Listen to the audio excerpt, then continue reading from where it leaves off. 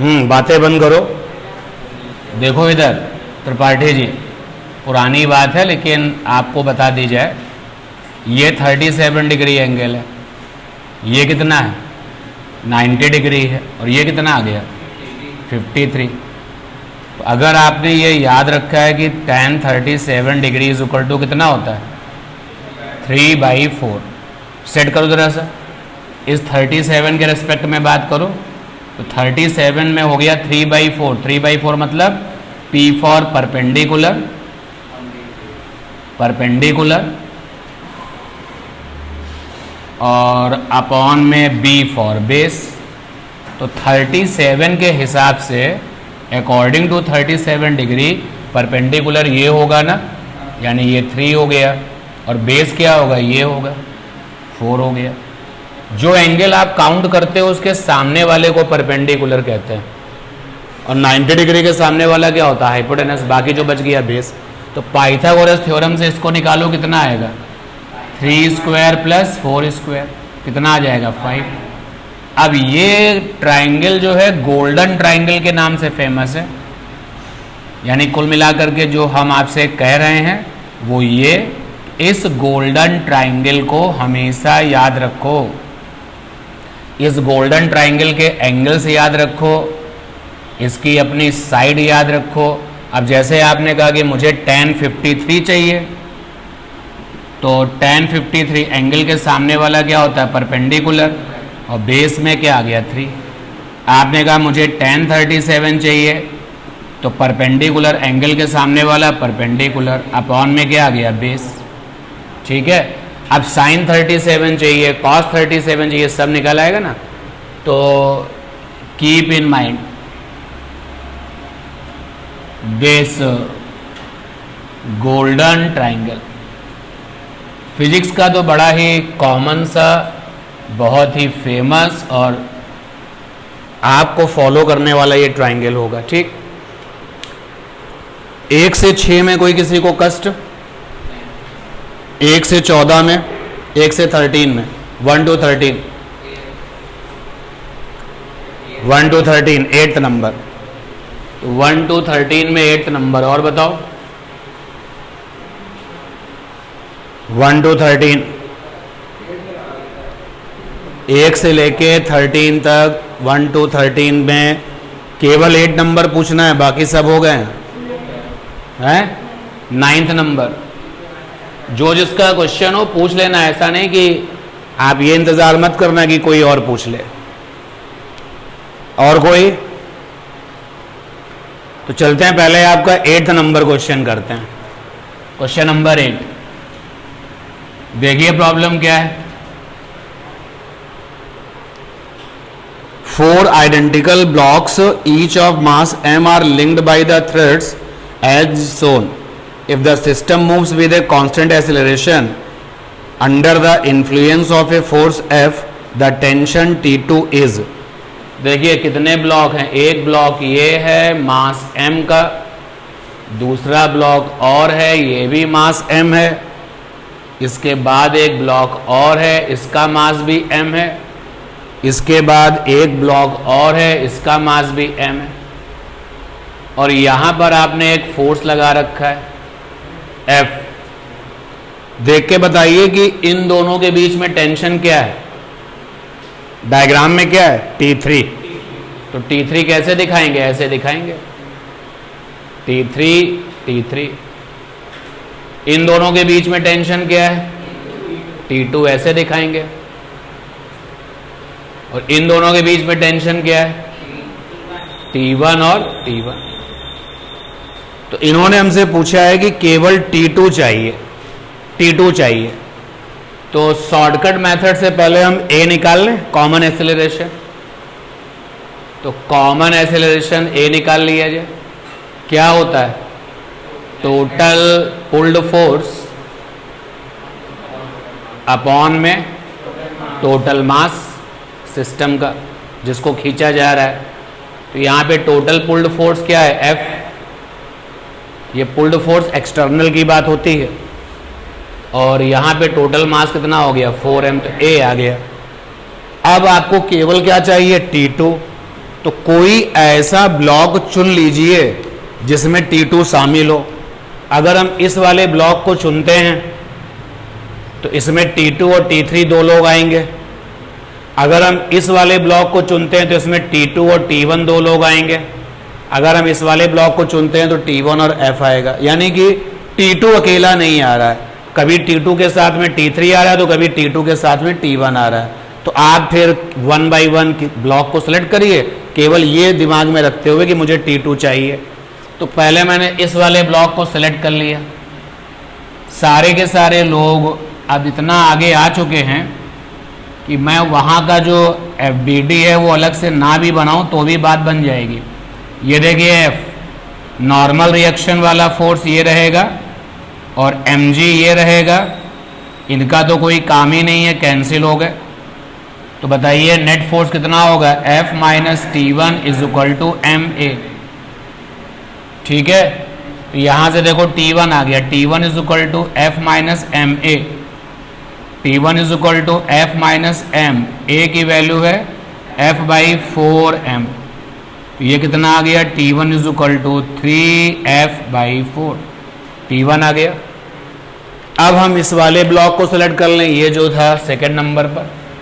जब इस वाले ब्लॉक को सिलेक्ट करेंगे तो ये M है, इसके ऊपर लगने वाला फोर्स T2 है और इधर की तरफ T1 है और नॉर्मल रिएक्शन कुछ ना कुछ रहा होगा और ये mg है। तो फीलिंग जरा देखिए हमारी, इन दोनों ने तो एक दूसरे को क्या कर दिया होगा, कैंसिल।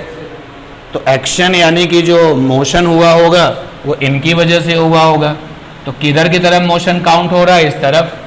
तो नेट फोर्स क्या होगा, T1 minus T2 is equal to ma।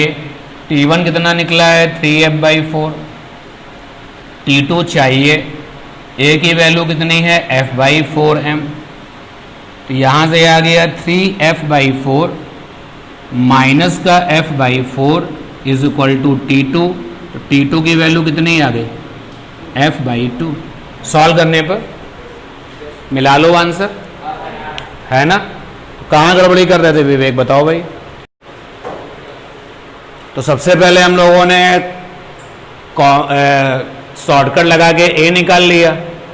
अब अगर हम T2 के पीछे पड़ जाएं तो T2 के साथ T3 भी रहेगा, T2 के साथ T1 भी रहेगा।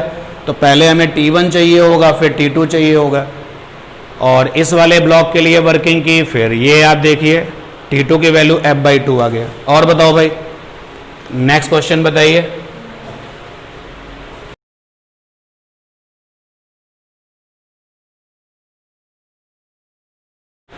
नाइन्थ वाला क्वेश्चन देखो भाई, क्वेश्चन नंबर 9 पढ़ लीजिए एक बार। Acceleration of the system over the wedge as shown in the figure is. तो ये एक डायग्राम दिख रहा है वहां पर,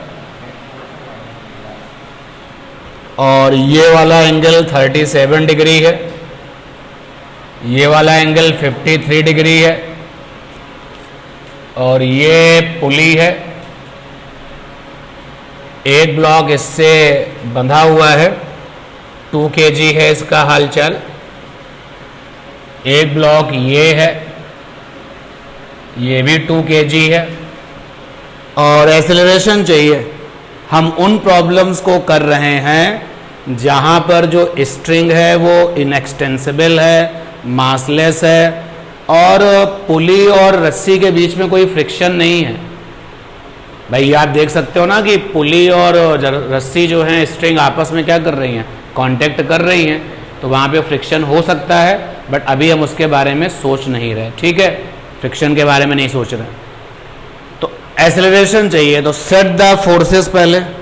तो देखो भाई, स्ट्रिंग का एक पॉइंट यहाँ टच करता है, एक पॉइंट यहाँ टच करता है। तो दोनों टचिंग पॉइंट में टेंशन ऐसे दिखाओ कि ये फील आना चाहिए कि tension force tries to decrease the length. Similarly यहाँ पर भी आप देखिए टेंशन, बातें नहीं भाई, टेंशन हो गया। और इसको देखो भाई, अगर मैं इसको A नाम दे दूं, इसको B नाम दे दूं, तो इसका जो मास है mg साइन थीटा वो काम करेगा, और इधर एक आपका फोर्स काम करेगा mg कॉस थीटा। और ये नॉर्मल रिएक्शन भी रहेगी। इस ए वाले ब्लॉक के लिए बात कर रहे हैं, एक नॉर्मल रिएक्शन इधर से भी रहेगी। ये लोग तो आपस में कैंसिल कर लेंगे एक दूसरे को। मैंने ब्लॉक ए की बात की है, मैं उन फोर्सेस के लिए बात कर रहा हूं जो केवल ए पर काम कर रहे हैं।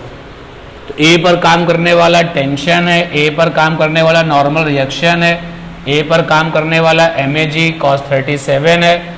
इन दोनों ने एक दूसरे को संभाल दिया है। और ए पर काम करने वाला MAG sin 37 है। दूसरे वाले ब्लॉक पर आ जाओ जिसका नाम हमने बी दे दिया है। टेंशन तो लग ही रहा है, इधर काम क्या कर रहा होगा, MBG sin 53, जितना एंगल बने वहां से साइन। और एक यहां पर काम कर रहा होगा MBG cos 53, और ये नॉर्मल रिएक्शन। तो नॉर्मल रिएक्शन और ये एक दूसरे को संभाल लेंगे। अब आप जिधर भी चाहो उधर काउंट कर लो कि मोशन किधर हो रहा है। अगर हमने ये सोचा कि मोशन इधर हो रहा है तो इस पर जरा नेट फोर्स निकालो, कितना आएगा, MAG sin 37 माइनस TMAA। और अगर ये नीचे जा रहा होगा तो ये क्या कर रहा होगा, ऊपर जा रहा होगा। नेट फोर्स निकालो, T minus MBG sin 53 is equal to MBA। Add कर लो, आप ऐड करोगे तो ये T से T कैंसिल हो जाएगा, आ जाएगा MAG sin 37 माइनस का MBG sin 53 is equal to आ जाएगा MA प्लस का MB। Now put the value, MA की वैल्यू कितनी है 2, G माने 10, sin 37 कितना होगा, गोल्डन ट्राइंगल देखो भाई अभी आपके सामने आया था। ये 37 था, ये 53 था, ये 3 था, ये 4 था, ये 5 था। क्यों भाई, तो sin 37 की वैल्यू कितनी आएगी, 3/5 माइनस का MB की वैल्यू भी 2 है, G की वैल्यू 10 है, और sin 53 की वैल्यू कितनी आएगी 4/5। तो sin 53 की वैल्यू 4/5, MA की वैल्यू 2 + 2। तो यहाँ से आ गया 5 2 ज़ा 10, 12 आ गया, 5 2 ज़ा 10, 2 2 ज़ा 4, 4 4 ज़ा 16। ये आ गया कितना 4 है। तो ये ए की वैल्यू कितनी आ गई, -4 मीटर पर सेकंड स्क्वायर। अब ये माइनस में क्यों आया हमारा आंसर, जो हमने ये सोचा था ये नीचे जा रहा है, ये उल्टा हो गया।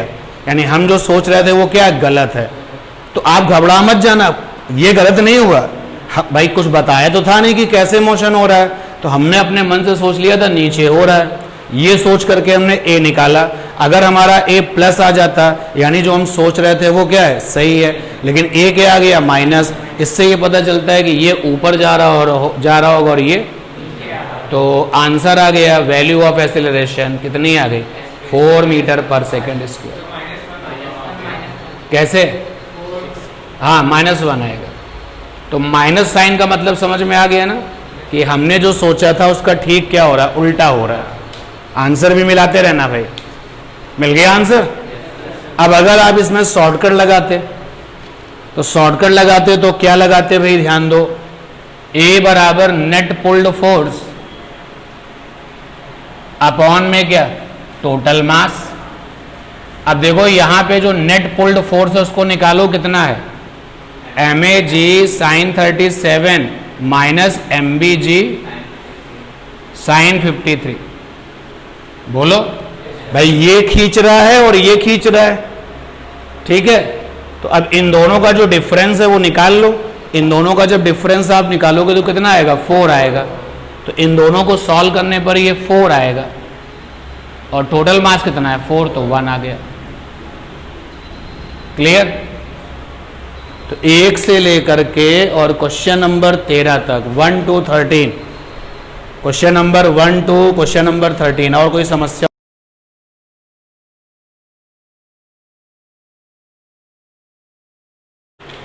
क्वेश्चन नंबर है आपका 12, पढ़िए। 3 blocks 142 kg are placed on the smooth horizontal plane as shown in the figure. Find acceleration of the system. Normal force between 1 kg and 4 kg. Net force on 2 kg block. तो ये रहा आपका 1 kg, ये रहा आपका 4 kg, और ये है आपका 2 kg। स्मूथ हॉरिजॉन्टल सरफेस पर ये रखे हुए हैं। इधर से आपने अप्लाई किया है 120 न्यूटन, और इस तरफ से अप्लाई किया है 50 न्यूटन। क्वेश्चन के 3 पार्ट हैं। पहला पार्ट है एक्सेलरेशन चाहिए, ए चाहिए सिस्टम का। तो ए क्या हो जाएगा, नेट पुल्ड फोर्स अपॉन में नेट मास, टोटल मास। तो नेट पुल्ड फोर्स कितना है यहाँ पर 70, 120 और 50 डायरेक्शन में कैसे हैं, अपोजिट। तो टोटल निकालने पे माइनस हो जाएगा। और टोटल मास कितना हो गया 42617, 10 मीटर पर सेकंड स्क्वायर। ये आंसर आ गया पहला। ठीक, दूसरे वाले में पूछा गया है normal force between 1 kg and 4 kg। तो 1 kg और 4 kg के बीच में नॉर्मल फोर्स, देखो मैंने नॉर्मल फोर्स दिखा दिया भाई, N1 से दिखाया है। तो 1 kg का हिसाब किताब अलग कर दो, यानी कि FBD 1 kg में 120 इधर से लगाया है, और 1 kg में N1 इधर से लग रहा है, और 1 × G वेट ये लगा, और इधर फ्लोर की जो नॉर्मल रिएक्शन है उसको मैं केवल दिखाता हूँ, नाम कोई नहीं देता। तो ये लोग तो आपस में एक दूसरे को संभाल लेंगे, मोशन में तो उनका कोई रोल है नहीं। तो बड़ा कौन है 120, तो इधर की तरफ ही मोशन होगा, तो नेट फोर्स कितना आ जाएगा 120 minus N1 is equal to और 1 × A।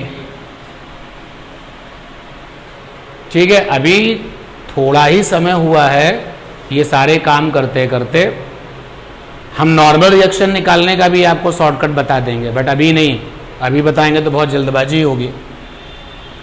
120 minus N1 is equal to A की वैल्यू है 10, तो N1 बराबर आ गया कितना 120 माइनस 10 110, तो N1 आ गया 110 न्यूटन। ये हो गया आपका। ठीक, आप चाहो तो 4 kg से भी निकाल सकते हो, लेकिन 4 kg के पास जाओगे तो 4 kg 2 kg का भी नॉर्मल काउंट करना पड़ेगा। उन्होंने हमसे पूछा था 1 kg 4 kg के बीच का नॉर्मल रिएक्शन यानी N1 चाहिए था। और तीसरा पार्ट है net force on 2 kg, 2 kg पर लगने वाला नेट फोर्स कितना है। चलिए 2 kg को अलग करते हैं, देखते हैं भाई क्या है 2 kg। 2 kg को अलग कर लिया, 2 kg पर एक नॉर्मल रिएक्शन लग रहा होगा फ्लोर और इसके बीच में, और 2 kg का जो वेट होगा ये दोनों एक दूसरे को क्या कर लेंगे, बैलेंस। तो यानी कि नेट फोर्स चाहिए ना, तो इन वर्टिकल डायरेक्शन देखना शुरू कर दीजिए, समझना शुरू कर दीजिए। इन वर्टिकल डायरेक्शन, अगर हम वर्टिकल डायरेक्शन में देखें तो वर्टिकल डायरेक्शन में जो नॉर्मल रिएक्शन है और जो 2 × G है, इन दोनों ने एक दूसरे को क्या कर दिया, बैलेंस। तो वर्टिकल डायरेक्शन में जो नेट फोर्स है वो क्या है, 0 है। ठीक, अब जरा देखते हैं हॉरिजॉन्टल डायरेक्शन में क्या है। तो यहाँ पर भी नॉर्मल रिएक्शन होगा, ये मान लिया N2 है, तो 2 kg पे नॉर्मल रिएक्शन काम कर रहा है N2, और ये 50 काम कर रहा है। अब नेट फोर्स तो तब निकलेगा ना जब N2 हमें पता हो। तो अब हमें 4 kg से हेल्प लेनी पड़ेगी। 4 kg को देखो, 4 kg पे नॉर्मल रिएक्शन N1 काम कर रहा है, और इधर से क्या काम कर रहा है, N2, और बाकी जो इधर का नॉर्मल रिएक्शन है और जो वेट है वो कैंसिल हो जा रहा है। ठीक, तो नेट फोर्स 4 kg पर कितना होगा, N1 माइनस N2। मोशन इधर हो रहा है ना, बड़े फोर्स की तरफ मोशन हो रहा है, N1 बड़ा होगा, और बराबर क्या होगा, मास इंटू एक्सेलरेशन 4 × A। तो यहाँ से N1 की वैल्यू कितनी है 110, N2 की वैल्यू पता नहीं, 4 × A माने 10, 110 माइनस का N2 इज इक्वल टू 40। तो ये N2 की वैल्यू कितनी आ जाएगी 70 न्यूटन। अब 2 kg पर फोकस कर रहे हैं हम लोग, फॉर 2 kg, क्वेश्चन में 2 kg के लिए बात की गई है। तो 2 kg में वर्टिकल डायरेक्शन में तो नेट फोर्स क्या है 0, और इन हॉरिजॉन्टल डायरेक्शन जरा देखें, in horizontal direction net force कितना है, तो नेट फोर्स होगा N2 माइनस 50। भाई मोशन इधर हो रहा है ना, तो नेट फोर्स क्या होगा, बड़ा माइनस छोटा। N2 की वैल्यू कितनी आई है 70 माइनस का 50, कितना आ गया 20 न्यूटन। किसका किसका ए नहीं निकालना, नेट फोर्स निकालना है ना, इस पर लगने वाले फोर्सेस देखो। ए तो इसका वही होगा जो पूरे सिस्टम का होगा। और बताइए भाई 1 to 13,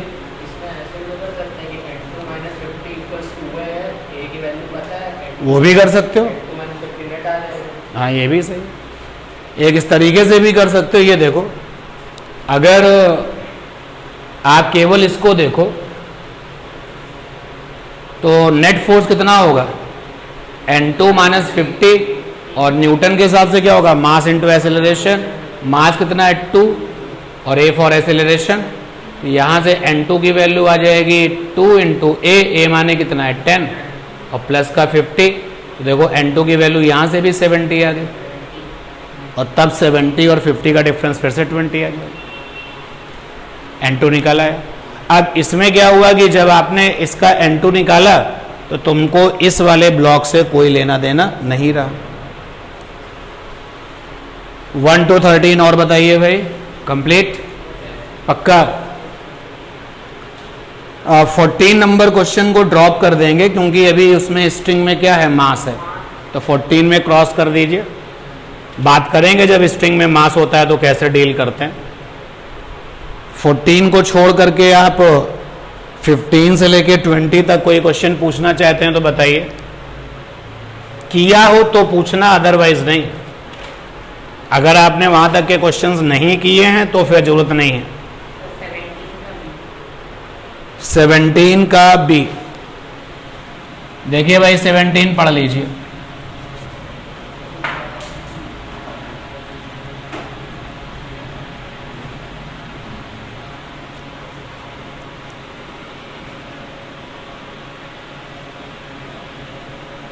सेवनटीन का भी पढ़ लीजिए। 17 number question, 2 blocks 4 kg 2 kg are attached by an inextensible light string as shown in the figure. Both the blocks are pulled vertically upward by a force of 120 Newton. तो accelerations of the block, tension in the string, g की value पूछी गई है, g की value दी गई है। देखो question को पढ़ करके क्लियरली पता चल जाता है रस्सी केवल यहाँ पर है, यहीं पर रस्सी है, बाकी कहीं नहीं है। तो रस्सी अगर यहाँ पे है तो टेंशन ये हो गया, ठीक है। तो पहले तो उसने पूरे सिस्टम का ए पूछा है, तो ए बराबर क्या होता है नेट पुल्ड फोर्स अपॉन में टोटल मास। अब आप देखो यहाँ वर्टिकल का मामला है, तो नेट पुल्ड फोर्स कितना होगा 120, तो ऊपर खींचा जा रहा है, और नीचे की ओर क्या होगा 4 और 2 यानी 4 इंटू जी और 2 इंटू जी, कितना हो गया 40 और 20। जी की वैल्यू 10 दी गई है ना, तो नीचे की तरफ कितना पुल्ड हो रहा है वेट वाला 60। ओवरऑल पुल्ड कितना हो गया 120 माइनस 60, तो 120 माइनस 60 कितना आ गया 60। तो यहाँ पर आ गया 60, और टोटल मास कितना है भाई 4 to 6। तो ए इज इक्वल टू 10 मीटर पर सेकेंड स्क्वायर आ गया। नहीं मिला आंसर, क्या ये आ गया। अब टेंशन निकालते हैं। तो टेंशन निकालने के लिए हम जो है 2 kg की बात कर लेते हैं, आप 4 kg की भी बात कर सकते हैं। हम पहले 2 kg की बात करते हैं। 2 kg का हालचाल लेते हैं। 2 kg पर एक ये फोर्स है, नीचे वेट है, और कुछ है क्या?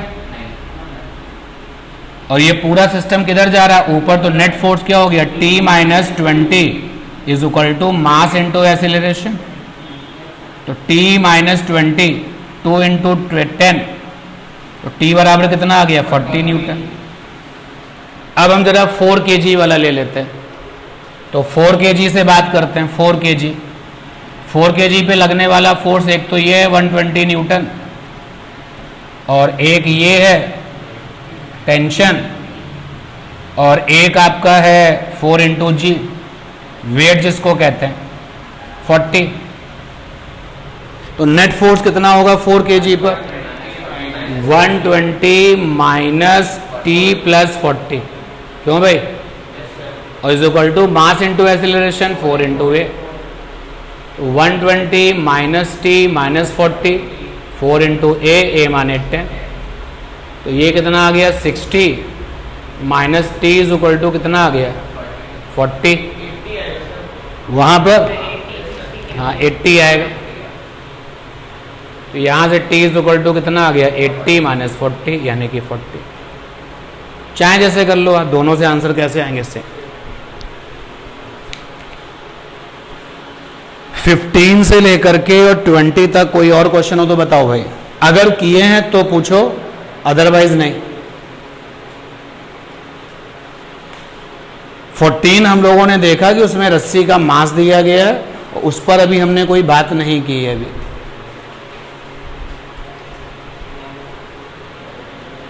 बोलिए।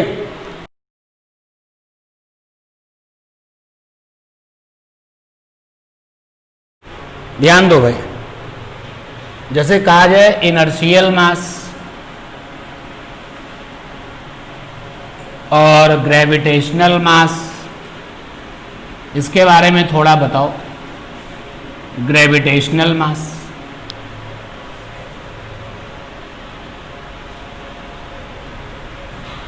तो सबसे पहला पॉइंट तो यही बता सकते हो, इनर्शियल मास का जो एसआई यूनिट है वो किलोग्राम है, और इसका भी एसआई यूनिट किलोग्राम है। ठीक। इनर्शियल मास कैसे निकालते हैं? तो इनर्शियल मास निकालने का फार्मूला है, inertial mass is equal to force upon acceleration. ठीक है, मतलब फार्मूला है F बराबर ma। F क्या है? फोर्स है एक्सटर्नल वाला, A फॉर एक्सेलरेशन है। इनर्शियल मास ऐसे निकालते हैं। और ग्रेविटेशनल मास कैसे निकालते हैं? ग्रेविटेशनल मास कैसे निकालते हैं? एनीवन? ग्रेविटेशनल मास कैसे निकालते हैं? इज इक्वल टू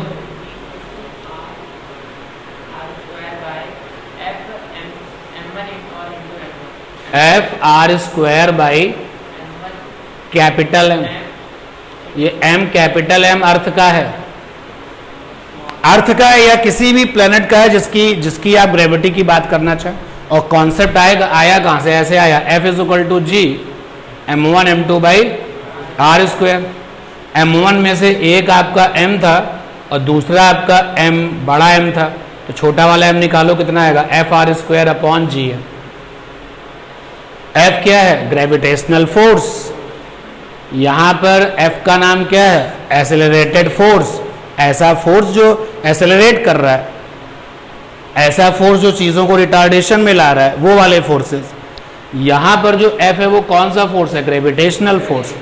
R दोनों के बीच की डिस्टेंस, प्लैनेट वर्सेस मास के बीच की डिस्टेंस, जो भी प्लैनेट आप ले रहे हैं। अगर आपने प्लैनेट अर्थ का ये वाला लिया है प्लैनेट का मास, तो आपका जो ग्रेविटेशनल मास है करस्पॉन्डिंग टू अर्थ आएगा। अगर आपने जो है प्लैनेट बदल दिया है तो ग्रेविटेशनल मास उस प्लैनेट के करस्पॉन्डिंग आएगा। तो ग्रेविटेशनल मास ऐसे निकाला जाता है। और फिर जब इनकी वैल्यूज निकाली जाती हैं और फिर कैलकुलेट की जाती है तो दोनों कैसे आती हैं? इक्वल।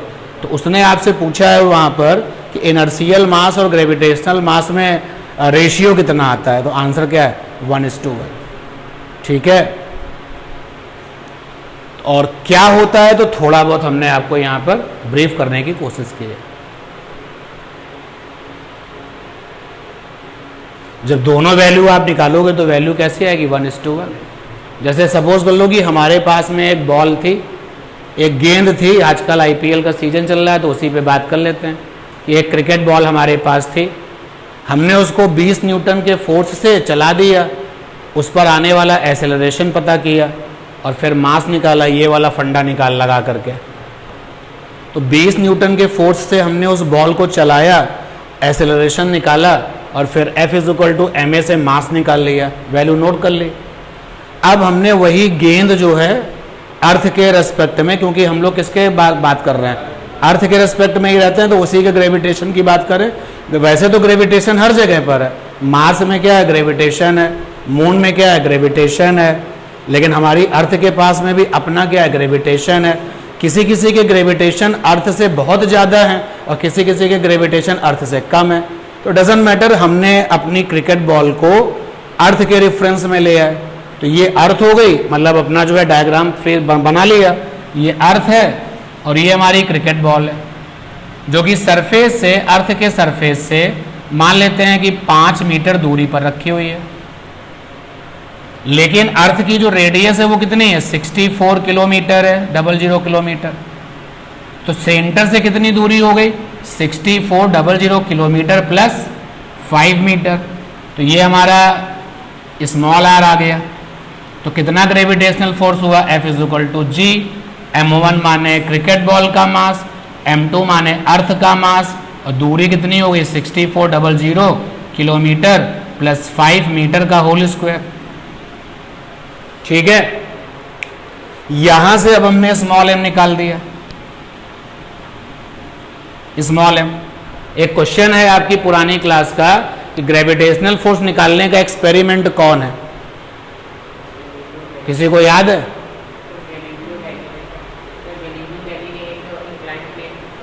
नहीं, चलिए सर्च करिएगा कि ग्रेविटेशनल फोर्स निकालने का एक्सपेरिमेंटल जो एक्सपेरिमेंट है वो कौन है। तो F निकाल लिया, निकल चुका है ग्रेविटेशन, यहाँ से M निकाल लिया। अब जो तुमने मास निकाला है वो क्या है, ग्रेविटेशनल मास है। तो दोनों निकालोगे तो रिजल्ट क्या आएंगे, सेम टू सेम। तो उस वाले क्वेश्चन का आंसर आ गया इनर्शियल मास और ग्रेविटेशनल मास का जो रेशियो कितना है, 1:2। ठीक, क्लियर? वो क्वेश्चन था इसलिए बताया मैंने। दोनों में डिफरेंस समझो कि इनर्शियल मास उस मास पर लगने वाले रिटार्डिंग या एक्सेलरेशन फोर्स से निकाला जाता है और ग्रेविटेशनल मास उस मास पर लगने वाले ग्रेविटेशनल फोर्स से निकाला जाता है। और वैल्यू में जब दोनों निकाले जाते हैं तो कैसे आते हैं इससे। अब ऐसा मत कर देना जैसे तुमने जो है क्रिकेट बॉल पर एक फोर्स लगाया, तो तुम कहाँ रहते थे, अर्थ में रहते थे। तो तुमने अर्थ में रहते हुए, अर्थ में तुम रहते हो और तुमने क्रिकेट बॉल को एक्सेलरेट कर दिया, तो यहां पर जो एक्सेलरेटिंग फोर्स लगाया है रेफरेंस टू अर्थ, तो अब ग्रेविटेशनल मास भी रेफरेंस टू अर्थ, तो क्या आएगा, सेम आएगा। ऐसा मत करना कि एक्सेलरेटिंग फोर्स लगाया है रेफरेंस टू अर्थ और ग्रेविटेशनल फोर्स निकाला है रेफरेंस टू मार्स, मंगल ग्रह, तो फिर गड़बड़ हो जाएगा। जिस रेफरेंस में आप हैं वो, जैसे अर्थ के रेफरेंस में तुमने क्या लगाया, एक्सेलरेटिंग फोर्स, तो ग्रेविटेशनल वाला फोर्स भी किसके रेस्पेक्ट में, अर्थ के रेस्पेक्ट में, तो क्या आता है, सेम आता है। अब मार्स में पहुंच गए, मंगल ग्रह पर पहुंच गए, मंगल ग्रह पर आप पहुंचे, आपने एक्सेलरेटिंग फोर्स लगाया किसके रेफरेंस में, मार्स के रेफरेंस में, तो ग्रेविटेशनल फोर्स किसके रेफरेंस में, मार्स के रेफरेंस में, तो भी क्या आएगा, सेम आएगा। ठीक है, तो हम लोगों ने न्यूटन्स लॉ ऑफ मोशन में अभी तक जो काम किया उसमें से थोड़ा काम आपको रिवाइज कराएं और फिर आगे चलते हैं। आपको बता दिया गया था इनर्शियल फ्रेम ऑफ रेफरेंस और non inertial frame of reference, non inertial frame of reference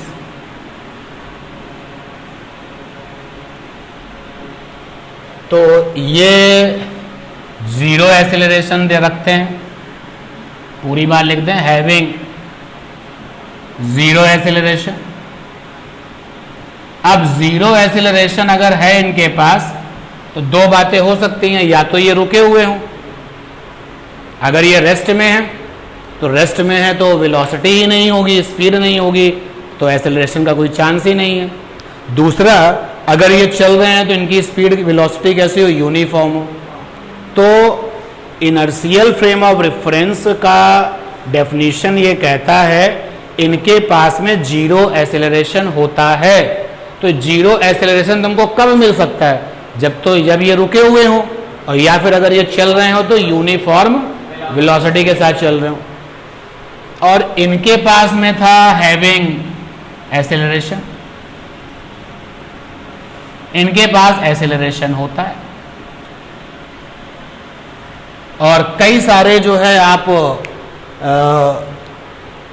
artificial तरीके से नॉन इनर्शियल फ्रेम बना सकते हो। जैसे अगर आप एक झूले में बैठे हैं और वो झूला कभी तेज होता है और कभी धीमे होता है, तो झूला क्या बन गया? जो स्विंग है आपका वो क्या बन गया? नॉन इनर्शियल बन गया। आप किसी कार में बैठे हैं, कभी तेज हो रही है कभी धीमे हो रही, तो क्या बन गया? तो बहुत सारे नॉन इनर्शियल बनाए जा सकते हैं। कार अगर यूनिफॉर्म सर्कुलर मोशन में है, और उसकी यूनिफॉर्म सर्कुलर मोशन का मतलब हो गया लीनियर एक्सेलरेशन कितना है? 0, और सेंटीपिटल की वजह से वो क्या करेगी? सर्कुलर। तो उसको हम लोग ऐसे ट्रीट करेंगे किस तरीके से? इनर्शियल के तरीके से। क्योंकि सर्कुलर मोशन में जो ये सेंट्रीपिटल वाला एक्सेलरेशन है, सेंट्रीपिटल वाला जो एक्सेलरेशन है वो बहुत ज़रूरी है सर्कुलर मोशन कराने के लिए। और यूनिफॉर्म अगर है तो फिर 101% जो लीनियर एक्सेलरेशन है वो क्या है? 0। तो बात करते हैं अब आगे कुछ नई। तो समझिए जरा इस नोट को क्या है। एक ये एस फ्रेम ऑफ रेफरेंस है ये, जिसके अंदर ये मैंने ऑब्जर्वर दिखाया है, और ये इनर्शियल है, और ये पार्टिकल पी को देखिएगा। और एक ये frame of reference S dash है जो कि नॉन इनर्शियल है, ये भी पार्टिकल को देखेगा, उसका नाम है पी। अब इस वाले ऑब्जर्वर ने पार्टिकल पी को देखा और एक वेक्टर बनाया। तो ऑब्जर्वर से जो वेक्टर चलता है और किसी पार्टिकल तक जाता है उसको कहते हैं पोजीशन वेक्टर। ये उन लोगों के लिए है जिन्होंने वेक्टर नहीं पढ़ा है, वो लोग इस पोजीशन वेक्टर को इस तरीके से समझें। बाकी तो जानते हैं सब लोग कि पोजीशन वेक्टर क्या होता है। पोजीशन वेक्टर जो है ओरिजिन से चलता है और जाकर के पार्टिकल पर ख़त्म होता है। मैंने आपको पिछली क्लास में भी बताया था कि ऑब्जर्वर एक्चुअली बैठता कहाँ पर है? ओरिजिन पर ही बैठता है। भले ही मैंने फ्रेम ऑफ रेफरेंस एस को ऐसा दिखाया है, रियलिटी में जानते हो एस वाला फ्रेम ऑफ रेफरेंस कैसा होगा? ऐसा होगा। ये देखो, ये एक्स एक्सेस है, ये वाई एक्सेस है, और ये जेड एक्सेस है। और ऑब्जर्वर कहां बैठा है? ओरिजिन पर बैठा हुआ है। ठीक है। तो ऑब्जर्वर ने पी वाले पार्टिकल को देखा और एक वेक्टर बनाया, और इस वेक्टर को बोलते हैं position vector. Similarly S dash भी यही है। फिजिक्स में फ्रेम ऑफ रेफरेंस का मतलब होता है एक्स एक्सेस, वाई एक्सेस और जेड एक्सेस। ये एक्स एक्सेस है, ये वाई एक्सेस है, और ये जेड एक्सेस है। ठीक है। और इस वाले ने उस पार्टिकल को देखा और कहा कि पोजीशन वेक्टर आर डैश है। तो जिन लोगों ने वेक्टर नहीं पढ़ा है उनके लिए मैंने बताया था कि ऑब्जर्वर से जो वेक्टर चलता है और जिस पॉइंट पर जाके खत्म होता है वो क्या कहलाता है? Position vector. तो यहां पर जो ये आर है, व्हाट इज आर? तो आंसर है position vector of particle P. बस रुक जाए क्या, या कुछ और भी आगे लिखे? विद रेस्पेक्ट टू, ये पोजीशन वेक्टर आर किसने बताया है? इस वाले ऑब्जर्वर ने। और इस वाले ऑब्जर्वर की फ्रेम का नाम क्या? एस।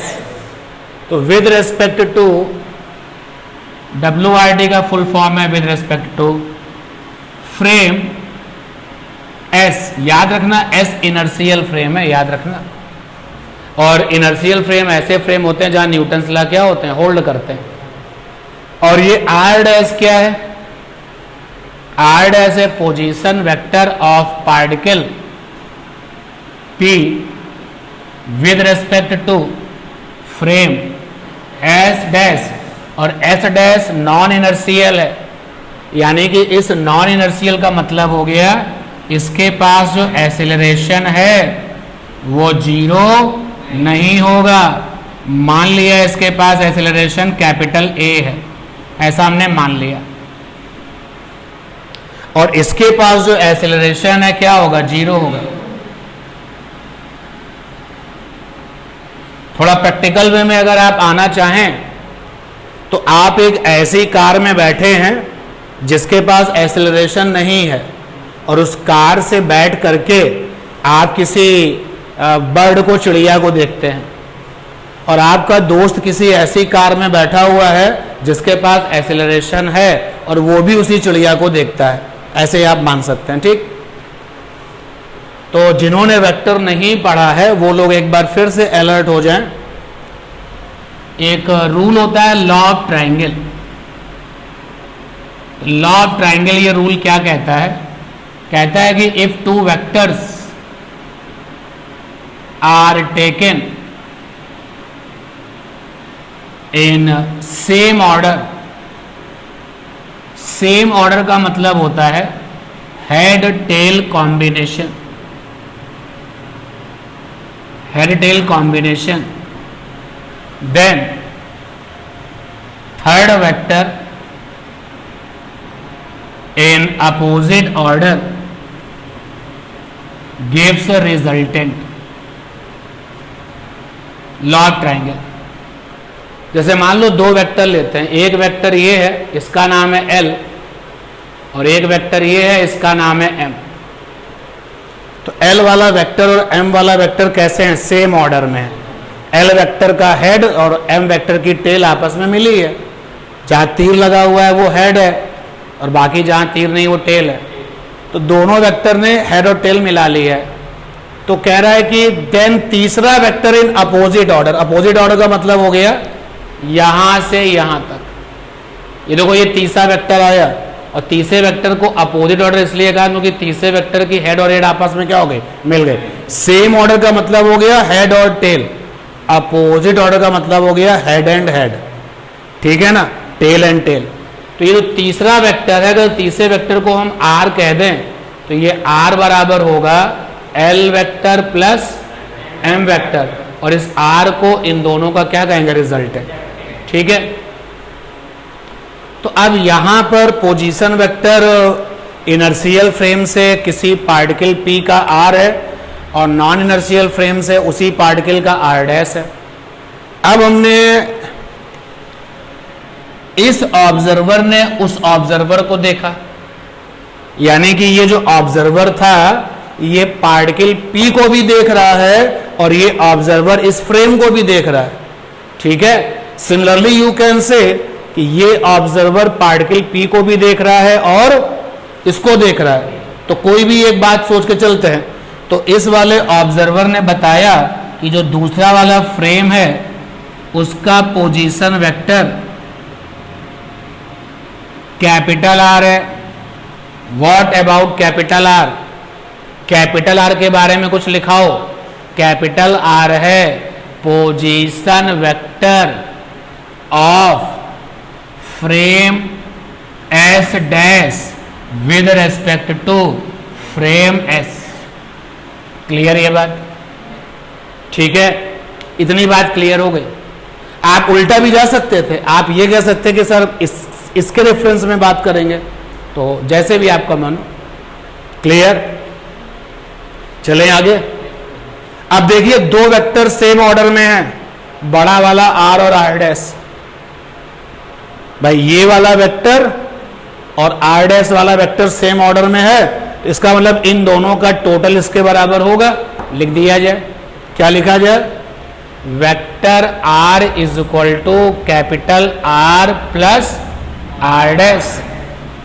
ठीक, अब R dash is equal to R minus R। Alert रहिएगा, क्लियर ये बात। अब आगे देखो, जब हम लोगों ने मोशन का चैप्टर किया है तो हम लोगों ने पढ़ा था कि वेलोसिटी बराबर था, वेलोसिटी v बराबर ddT, और यहां क्या लिखा जाता था, पोजीशन वेक्टर। अगर आपको याद नहीं है तो मैं याद दिला दूं, वेलोसिटी v बराबर है ddT और पोजीशन वेक्टर को हम r से लिखते हैं। तो अगर हम इस वाली इक्वेशन को जो बोर्ड पर है टाइम के रेस्पेक्ट में डिफरेंशिएट कर दें, यानी ddT लगा दें इधर भी और ddT इधर भी लगा दें, तो पोजीशन वेक्टर को टाइम के रेस्पेक्ट में डिफरेंशिएट करना, टाइम के रेस्पेक्ट में डिफरेंशिएट करना मतलब ddT लगा देना, तो ये बना देगी वेलोसिटी। तो ये क्या बन गया, वेलोसिटी v डैश, यार पोजीशन वेक्टर r डैश को डिफरेंशिएट किया तो v डैश, और ये क्या हो गया v, और ये मान लिया बड़ा v। अलर्ट रहने की जरूरत है, सारी चीजों पे ध्यान देना। इस v डैश का नाम क्या है, what is v dash, velocity of particle p with respect to s dash. मत भूलोगी r डैश पोजीशन वेक्टर किसने बताया था, s डैश ने बताया था, तो v डैश वेलोसिटी कौन बताएगा, s डैश बताएगा, और किसके बारे में बताएगा, पार्टिकल p के बारे में। और यहां पर जो ये v है, velocity of particle p with respect to s, और बड़ा वाला v क्या है, वेलोसिटी ऑफ, बड़ा वाला v क्या है, velocity of s dash with respect to s। उलझ मत जाना, ये कैपिटल R क्या था, s डैश का पोजीशन वेक्टर कौन बता रहा था, s, तो dr बाई dt क्या होगा, s डैश का velocity with respect to s। तो d, देखो बड़े वाले v को मैंने क्या लिखा, velocity of s dash with respect to s। Clear. एक बार डिफरेंशिएट हम अगर और कर दें तो एक्सेलरेशन बन जाता है। देखो भाई, वेलोसिटी को अगर डिफरेंशिएट करेंगे, एक्सेलरेशन बराबर होता है ddT, और यहां पर क्या आता है, वेलोसिटी। एक बार और डिफरेंशिएट कर दिया जाए, तो यहां से डिफरेंशिएट करेंगे तो dv डैश बाई dt, और यहां से dv बाई dt। जब आप कॉपी करेंगे, जब आप इस पूरे आर्टिकल की नकल करेंगे तो बहुत अलर्ट रहिएगा कि कहां पर छोटा v बना है और कहां पर कैपिटल वाला v बना है। तो लीजिए भाई, हम लोगों ने डिफरेंशिएट कर लिया एक बार और, तो अब ये क्या बन गया, एक्सेलरेशन a डैश, ये क्या बन गया, एक्सेलरेशन a, और ये भी क्या बन गया, एक्सेलरेशन बड़ा A, कैपिटल A ले लिया। सारी चीजों के बारे में बता दो। a डैश क्या है, acceleration of p, particle p with respect to s dash, and what is a, acceleration of p with respect to s, and what is capital A, acceleration of s dash with respect to s। Clear, ठीक है, clear ये बात।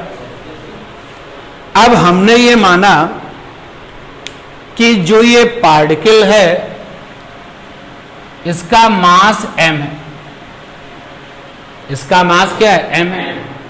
अगर हम यहां पे multiply कर लें, ma डैश ma माइनस का m कैपिटल है, और मास इंटू एक्सेलरेशन क्या होता है, फोर्स, तो ये आ गया f डैश, ये आ गया f, और ये क्या है इसी के बारे में बहस करेंगे। देखो ये बात तो पक्की है कि ये भी क्या है, फोर्स है। इस f डैश का नाम क्या होगा, इस पार्टिकल p पर फोर्स, लेकिन किसके रेफरेंस में, s डैश के रेफरेंस में। यानी s डैश में जो इस वाले फ्रेम में जो बैठा हुआ कैंडिडेट है, उससे अगर कहो, उससे अगर पूछो पार्टिकल p पर कितना फोर्स है, तो वो बताएगा ma डैश, ma डैश यानी कि f डैश। भाई इस a डैश का नाम क्या है? Acceleration of p with respect to s dash. तो f डैश का नाम क्या होगा? फोर्स ऑफ p या force on p with respect to s dash. तो इस वाली गाड़ी में जो ऑब्जर्वर बैठा है उससे अगर तुम पूछो कि सामने वाले पार्टिकल p में कितना फोर्स लग रहा है तो बताएगा f डैश लग रहा है। और इस वाले फ्रेम में जो बैठा है उससे अगर पूछो कि भाई सामने वाले पार्टिकल पर कितना फोर्स लग रहा है तो क्या बताएगा? f। यहां तक आइए, फिर मैं आगे का डिस्कशन करता हूं। फिर से आप पूरी बात को समझ लें। हमने यहां पर जिसके बारे में देखना शुरू किया है, जिसके बारे में हमने कुछ बताना चाहा है, उसका नाम है पार्टिकल p। एक ऑब्जर्वर इनर्शियल फ्रेम s में बैठ करके p के बारे में सारी बातें बता रहा है, और एक ऑब्जर्वर s डैश वाले फ्रेम में बैठ करके p के बारे में सारी बातें बता रहा है। s फ्रेम में बैठे हुए ऑब्जर्वर ने यह बताया कि पार्टिकल p का पोजीशन वेक्टर r है, और s डैश में बैठे हुए ऑब्जर्वर ने पार्टिकल p के पोजीशन वेक्टर के बारे में बताया कि r डैश है। जो ऑब्जर्वर s फ्रेम में बैठा हुआ है वो पार्टिकल p की वेलोसिटी को स्मॉल v से बता रहा है। स्मॉल v मतलब लिखा हुआ है यहाँ पर velocity of particle p with respect to s। और जो ऑब्जर्वर s डैश में बैठा हुआ है उसने जो है पार्टिकल p की वेलोसिटी को v डैश बताया है, स्मॉल वाला v डैश। इसी ऑब्जर्वर ने उस फ्रेम को भी देखा है, इस वाले फ्रेम ने उस फ्रेम को देखा है, और ये वाला फ्रेम कहता है कि s डैश वाले फ्रेम की वेलोसिटी क्या है? Capital V। और यही ऑब्जर्वर ये कह रहा है कि इस वाले फ्रेम के पास में एक्सेलरेशन कितना है? Capital A। ठीक, चलते चलते डिफरेंशिएशन किया और फिर यहां पर पहुंच गए हैं। अब जब हम यहां पर पहुंच गए हैं तो जितना मैं आपसे बोलूं उतने का आंसर देना और समझना कोशिश करना जो मैं आपको बताना चाहता हूं। एक बार आगे बढ़ूं तो आप मुझे ये बताइए, what is F? What is F? Force on particle P with respect to S, with respect to inertial frame S। ठीक है, फ्रेम ऑफ रेफरेंस भी लिख सकते थे आप। इसको मैं थोड़ा डिटेल में लिखता हूं। इनर्शियल फ्रेम S में ऑब्जर्वर का कहना है कि पार्टिकल P पर फोर्स F है। क्लियर है ये बात? सही है ये बात? बोलो। उसी बात को थोड़ा और एक्सप्लेन करने की, एक्सप्लेनेशन के साथ कहने की कोशिश की है कि जब तुम ये बोलते हो कि with respect to S force F है, इसका मतलब यही है कि इनर्शियल फ्रेम S में जो ऑब्जर्वर बैठा है उसने ये बताया है कि पार्टिकल P पर लगने वाले फोर्स की वैल्यू क्या है? F है। क्लियर ये बात? अब जरा बताइए F डैश क्या है भाई? F dash force on particle P with respect to non-inertial frame S dash. तो यहां पर ये वाली बात बड़ी इंपॉर्टेंट थी और यहां पर ये वाली बात इंपॉर्टेंट है। इसी बात को मैं थोड़ा एक्सप्लेन करता हूं, ध्यान देना, इसी की नकल करके। Non inertial frame S dash में ऑब्जर्वर का कहना है कि पार्टिकल P पर फोर्स F डैश है। हाँ या ना, ठीक है ना, श्योर हो गया ये बात। अब ध्यान से आप देखिए, एस में बैठा हुआ ऑब्जर्वर ये कहता है कि पार्टिकल पर लगने वाला फोर्स जो है वो एफ है, जबकि एस डैश में बैठा हुआ ऑब्जर्वर कहता है कि नहीं एफ डैश है। और एफ डैश की वैल्यू कितनी है? एफ डैश की वैल्यू है एफ माइनस एम ए। ध्यान दें, इसका मतलब समझें, यानी कि गौर करना और बात को समझना। मैं एग्जाम्पल दे रहा हूं। सपोज कर लो इनर्शियल फ्रेम एस में ऑब्जर्वर ने कहा कि पार्टिकल पी पर फोर्स 20 न्यूटन है, 20 न्यूटन है।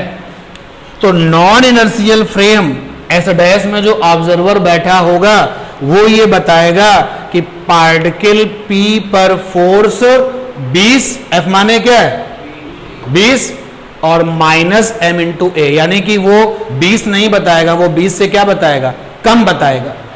वो क्या बताएगा, 20 से कम बताएगा। तो इस चीज को देखो ना, ये फोर्स है फ्रॉम एस डैश, और ये वाला फोर्स क्या है, फ्रॉम एस। तो आपको यही तो मुझे सिखाना है कि नॉन इनर्शियल से बैठ करके जब हम किसी पार्टिकल पर लगने वाले फोर्स का ऑब्जर्वेशन करते हैं तो वो जो वैल्यू होती है वो इनर्शियल वाले फोर्स से माइनस कर दो। किसको, इसको। ये क्या है, एम पार्टिकल का मास, और ए क्या है, फ्रेम का एक्सेलरेशन, फ्रेम का एक्सेलरेशन। तो ये वाले फोर्स का नाम तो हो गया, ये फोर्स फ्रॉम एस है, और इस वाले फोर्स का नाम हो गया, ये फोर्स फ्रॉम एस डैश है। ये जो फोर्स है ये क्या है, इसी को नाम दिया गया स्यूडो फोर्स। इसको क्या नाम दिया गया? और सोच के देखो, अगर मैं ये कहूं कि एस डैश का एक्सीलरेशन 0, अगर मैं ये कह दूं कि एस डैश वाला जो फ्रेम था उसके पास एक्सीलरेशन नहीं है, तो ए बराबर क्या हो जाएगा, 0। उस समय दोनों लोग इनर्शियल बन जाएंगे, उस समय एस भी इनर्शियल होगा और एस डैश भी इनर्शियल होगा, दोनों फोर्स बराबर हो जाएंगे। यानी क्या सीखने को मिला, अगर हम नॉन इनर्शियल फ्रेम लेकर के आए और वहां से हम किसी के फोर्सेस के बारे में बात करें, तो जो फोर्सेस वहां पर हैं, इनर्शियल वाले ने जो फोर्सेस वहां पे बता रखे हैं, ये भी उन्हीं सबको बताएगा, लेकिन एक एक्स्ट्रा फोर्स और बताएगा, और उस एक्स्ट्रा फोर्स का नाम क्या होगा, ये M A. Now this force is called the pseudo force. इसको हम ऐसे भी लिख सकते हैं, गौर करना, इसको ऐसे लिख सकते हैं, F dash is equal to from S dash is equal to F from S plus M, और ये देखो माइनस का ए। यार ये माइनस यहां लगा दें, कोई प्रॉब्लम है? ए क्या था, ए एक्सेलरेशन है किसका, non inertial frame S dash का, तो माइनस ए क्या होगा, उसका उल्टी डायरेक्शन वाला एक्सेलरेशन। और चीजों को समझाने के लिए मैं एग्जांपल लेता हूं, ध्यान देना। जैसे बात को समझना भैया, जैसे एक ये बॉक्स है, ये बॉक्स है, इसके पास क्या है, वेट है, इसके पास क्या है, नॉर्मल रिएक्शन है। कौन बता रहा है, ये बता रहा है, और ये बंदा कहां पर है, ग्राउंड में है। तो जमीन से खड़े हुए इस कैंडिडेट ने बताया कि ये जो बॉक्स टेबल पर रखा हुआ है, ये जो मेज में ये बॉक्स रखा हुआ है, उस पर लगने वाले फोर्सेस के बारे में जो मैं बता रहा हूं वो सुन लीजिए। तो उसने कहा कि वेट है नीचे की ओर और नॉर्मल रिएक्शन है, ठीक। अब इधर देखो यार, यहां पर एक ऑब्जर्वर है और ये कार में बैठा हुआ है, उसकी कार कैपिटल ए एक्सेलरेशन से इधर जा रही है। वो इसके बारे में क्या बताएगा, तो सीखो समझो। एस डैश जो बताएगा, एस डैश जो बताएगा वो सारी बातें तो शामिल होंगी जो एस बता चुका है, यानी कि ये कार में बैठा हुआ ऑब्जर्वर W के बारे में बताएगा, हाँ बताएगा। W के बारे में किसने बताया था? इनर्शियल ने बताया था। और रिएक्शन नॉर्मल के बारे में किसने बताया था? इनर्शियल ने बताया था। तो F डैश में इनर्शियल वाला तो फोर्स आएगा ही आएगा। तो कार में बैठा हुआ ये ऑब्जर्वर W वेट के बारे में बताएगा और ये नॉर्मल रिएक्शन के बारे में बताएगा। और कार में बैठा हुआ ऑब्जर्वर ये भी कहेगा बॉक्स में एक और फोर्स लग रहा है, M किसका मास? पार्टिकल का मास, जिस पर फोर्स लगेगा। तो यहां पे M किसका मास? बॉक्स का मास। M किसका मास? बॉक्स का मास। और इनटू में क्या करें? इनटू में -a। तो अगर कार का एक्सेलरेशन ये है तो -a का मतलब अपोजिट डायरेक्शन। तो एक वो फोर्स और बताएगा, यानी एक्सेलरेटेड कार में बैठे हुए आदमी को, ऑब्जर्वर को इस बॉक्स पर लगने वाले फोर्सेस के बारे में जब आप पूछोगे तो जमीन पर जो ऑब्जर्वर बता चुका है वो सारी बातें वही बताएगा, लेकिन एक फोर्स और बताएगा। और वो जो फोर्स होगा वो कैसे निकलेगा? उस पार्टिकल का मास, उस बॉक्स का मास इनटू एक्सेलरेटेड फ्रेम के जो एक्सेलरेशन वैल्यू है उसका उल्टी डायरेक्शन का -a, यानी कि इस फोर्स का नाम क्या है? Pseudo force. आप देखो ना यहां पर इस रिजल्ट को, लास्ट वाले रिजल्ट को देखो। ऐसा करता हूं, क्लास के कुछ लड़कों को मैं बिठा देता हूं S डैश पर।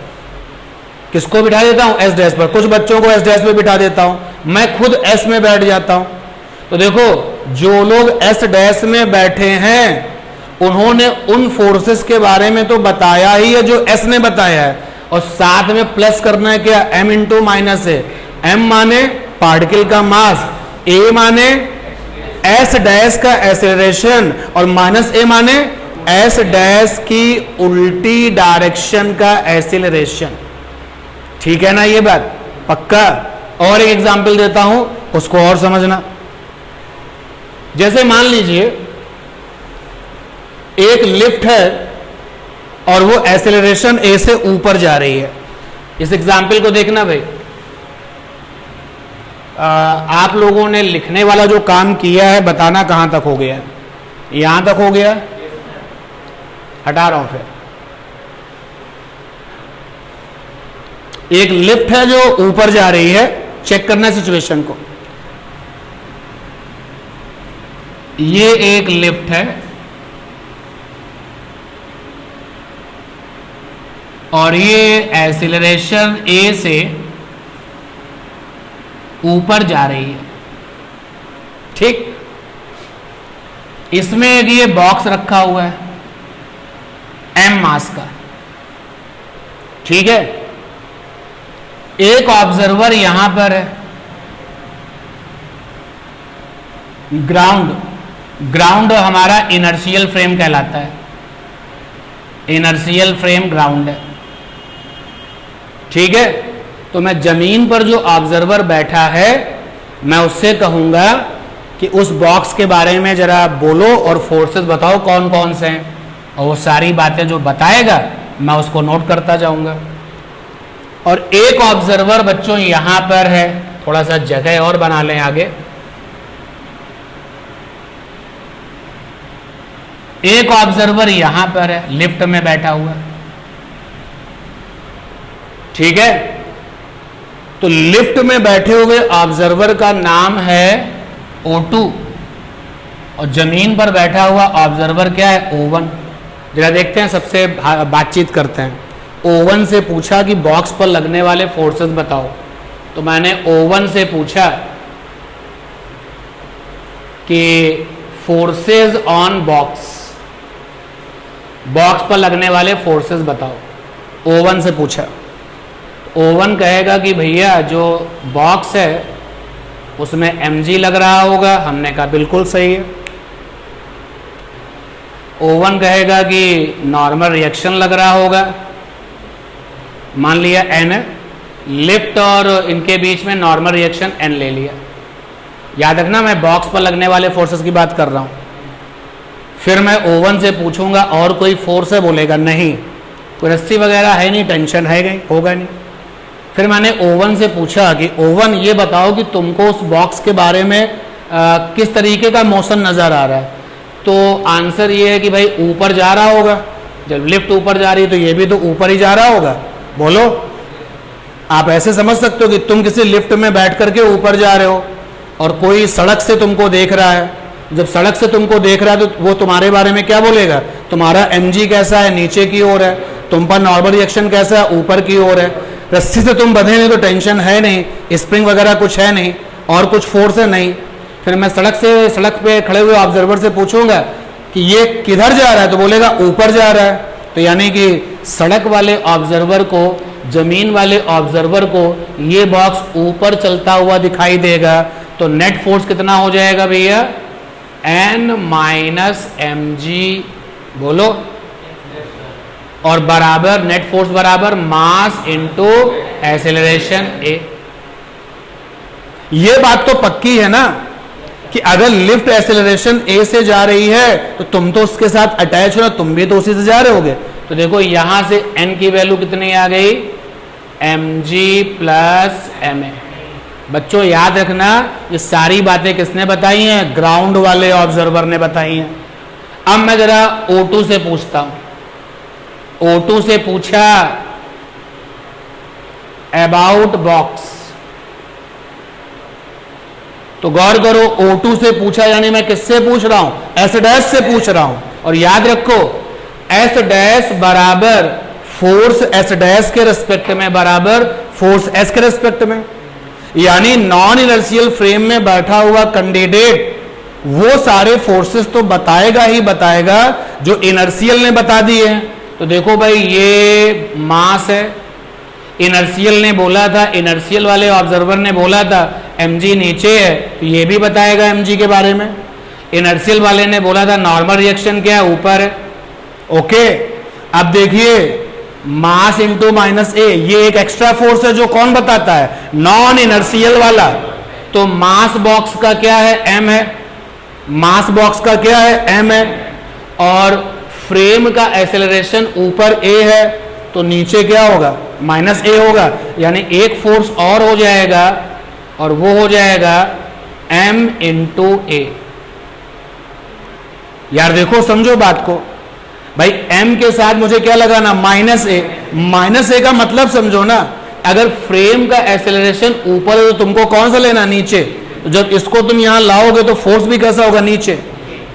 अब बहुत ध्यान से मेरी बात समझो और बताओ, अगर मैं लिफ्ट में बैठा हूं, अभी तुम सड़क पे खड़े थे उसकी बात नहीं कर, लिफ्ट में बैठा हूं और लिफ्ट में ये बॉक्स रखा हुआ है, तो बोलो क्या ये बॉक्स ऊपर जा रहा है? नहीं, हमें तो पता ही चल पाएगा क्योंकि बॉक्स जमीन से टच है। तो अभी भी जमीन से टच है, क्या मुझे ये लगेगा कि बॉक्स ऊपर जा रहा है? बोलो नहीं। इसका मतलब क्या हो गया? ऑब्जर्वर O2 को लगेगा कि ये तो बॉक्स चल ही नहीं रहा, तो नेट फोर्स निकालो। तो नेट फोर्स बराबर ऊपर वाला फोर्स बराबर ma प्लस mg। बोलो, दोनों के आंसर देखो सेम है सेम। एक ने कहां से सारी बातें देखी हैं? इनर्शियल फ्रेम से। जमीन इनर्शियल फ्रेम है, याद रखना। ग्राउंड कैसा है? Inertial frame. और दूसरे ने सारी बातें कहां से देखी हैं? नॉन इनर्शियल से। वापस आ जाते हैं पॉइंट पर। एफ डैश के बारे में हम कुछ बोल पा रहे हैं कि एफ डैश क्या है, तो हमने एफ डैश के बारे में ये बोला है। एफ के बारे में भी हम कुछ कह पा रहे हैं, एफ क्या है, तो हमने एफ के बारे में ये कहा है। ये क्या फोर्स है? तो ये जो फोर्स है that is called the pseudo force. ये कौन सा फोर्स है? Pseudo force. और ये तब आता है जब कोई ऑब्जर्वर कहां बैठ जाता है? नॉन इनर्शियल पर। और किसके ऊपर आता है? वहां से बैठ करके जब वो किसी को क्या करता है? ऑब्जर्व करता है। और इस स्यूडो फोर्स की वैल्यू क्या होती है? इस स्यूडो फोर्स की वैल्यू होती है जिसको हम देख रहे हैं उसका मास इनटू मेरे फ्रेम के एक्सेलरेशन का एंटी वाला एक्सेलरेशन उसको दे दो। अगर मेरा फ्रेम ऊपर जा रहा है और मेरे फ्रेम का एक्सेलरेशन a है, तो उस जिसको मैं देख रहा हूं उस पर क्या हो जाएगा? नीचे की तरफ का एक्सेलरेशन। क्लियर ये बात? तो स्यूडो फोर्स निकालने का तरीका क्या होगा? अब जरा मेरी बात को समझो और मुझे फटाफट आंसर दो। हम एक ट्रेन में बैठे हुए हैं जो कि एक्सेलरेट हो रही है। हम एक ट्रेन में बैठे हुए हैं जो कि एक्सेलरेट हो रही है ईस्ट की ओर, पूरब की ओर जा रही है। मैंने वहां से एक पेड़ को देखा, तो पेड़ पर स्यूडो फोर्स लगेगा कि नहीं लगेगा? हाँ। कितनी वैल्यू का? पेड़ का मास, ट्री का मास इनटू, अगर ये ट्रेन ईस्ट जा रही है तो उस पर एक्सेलरेशन कैसा? वेस्ट वाला। तो स्यूडो फोर्स किस पर लगता है? फ्रेम पर लगता है या फ्रेम से देखने वाले, फ्रेम में बैठे बैठे जिस चीज को देख रहे हैं उस पर लगता है? उस पर लगता है। And that is why it is called the pseudo, क्योंकि रियलिटी में तुमको ऐसा लग रहा है कि पेड़ पर फोर्स है, लेकिन क्या रियलिटी में कोई फोर्स है? नहीं। इसको स्यूडो को मतलब क्या बोलते हैं? काल्पनिक। स्यूडो का मतलब क्या है? काल्पनिक, इमेजिनरी है, ये रियल में नहीं होता। और समझ सकते हो आप यहां से, अगर मैं एस डैश का ए जीरो कर दूं, एस डैश को जीरो पहुंचा दूं कि एस डैश फ्रेम तुम्हारे पास एक्सेलरेशन नहीं है, तो एस वाला कैसा था?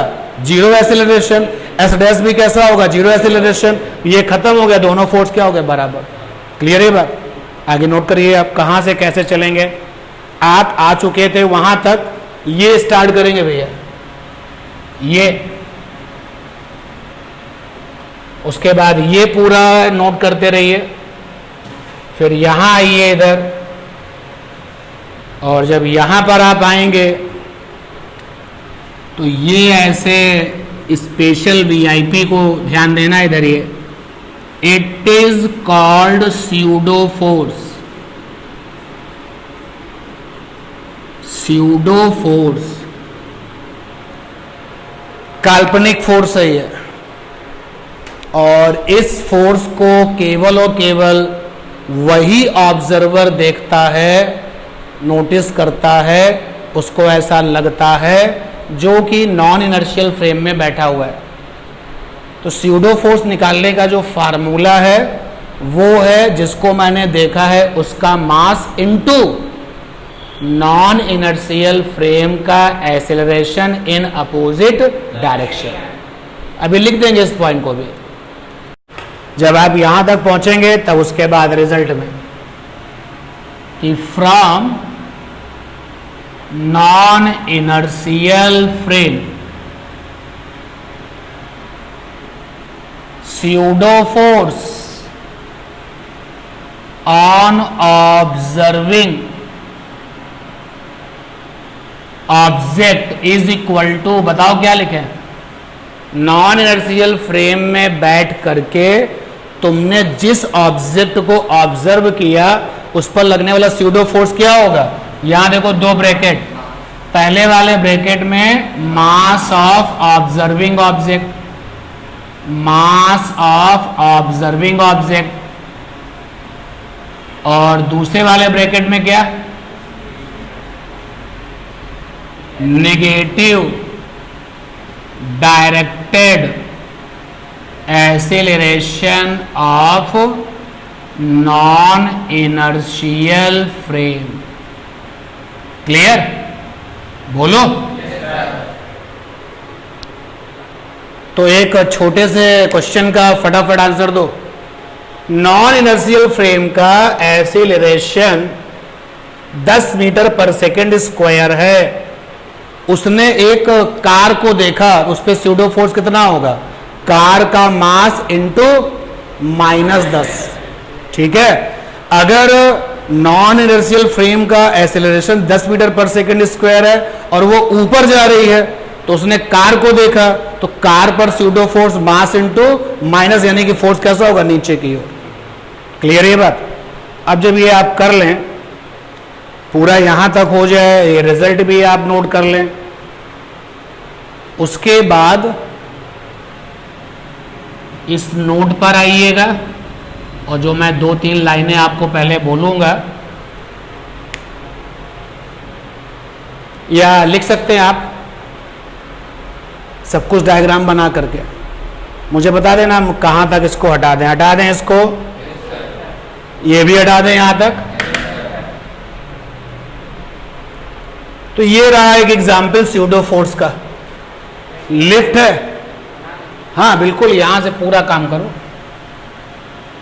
ये ग्राउंड में बैठे हुए कैंडिडेट का नाम था ओवन।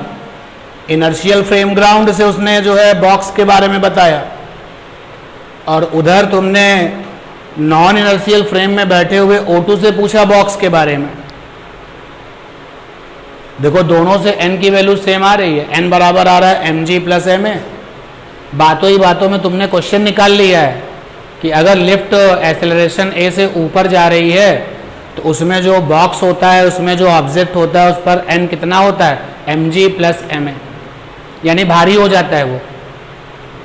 देखो अगर लिफ्ट रुक जाए, देख के सोच के देखो, अगर लिफ्ट रुक जाए तो a बराबर 0, और a बराबर 0 तो n बराबर mg, लेकिन चल रही है तो n बराबर क्या, mg प्लस ma, यानी भारी हो गया ना वो। तो जब लिफ्ट ऊपर जाती है तो अगर आप लिफ्ट में खड़े होगे तो आपका जो वेट है एक्चुअल वेट से क्या हो जाता है, ज्यादा। सिमिलरली जब नीचे आती है तो डिस्कशन कर रहा हूं मैं, ये वाला नोट देख लेना, क्लास का टाइम खत्म होने वाला है। ये LIFT लिफ्ट है, ये जमीन में बैठा हुआ ऑब्जर्वर है O1 and that is inertial frame.